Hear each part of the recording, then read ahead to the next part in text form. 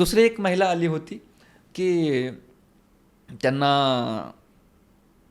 त्यांचं शिक्षण झालं होतं BA, परंतु त्यांच्या मिस्टरांचं झालं होतं D.Pharmacy वगैरे. तर त्यांचं स्वतःचं एक मेडिकल होतं.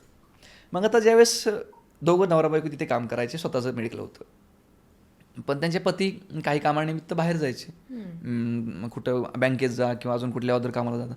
मग 1-2 तास त्यांना काही पेशंट यायचे किंवा काही गिऱ्हाईक यायचं आणि त्यांना विचारायचं, मॅडम डोकेदुखीवरची गोळी द्या, मॅडम पोटदुखीवरची गोळी द्या, मॅडम थोडंसं माझं सांधेदुखीवरची गोळी द्या. मग यांना काय वाटायचं की माझं हे फील्ड नाही आहे आणि तिथे एक ऑथराइज्ड पर्सन नसताना मी त्यांना मेडिसिन देते. Over the counter. हां, ते ऑथराइज्ड पर्सन कोणीच नाही आहे, माझे मिस्टर पण नाहीत आणि कोणीच नाही आहे, आणि मी एक BA झालेली व्यक्ती. म्हणजे तिची ओव्हर सेन्सिटिव्हिटी किंवा जास्त सज्जनपणा तिच्या मनामध्ये त्या मॅडमच्या होता, आणि त्याच्यामुळे त्यांना काय होत होतं की मग थोडे दिवस डल, थोडे दिवस फ्रेश, थोडे डल. मग त्यांना पण सांगितलं की तुमचं जे हे आहे मेन प्रॉब्लेम तिथे आहे.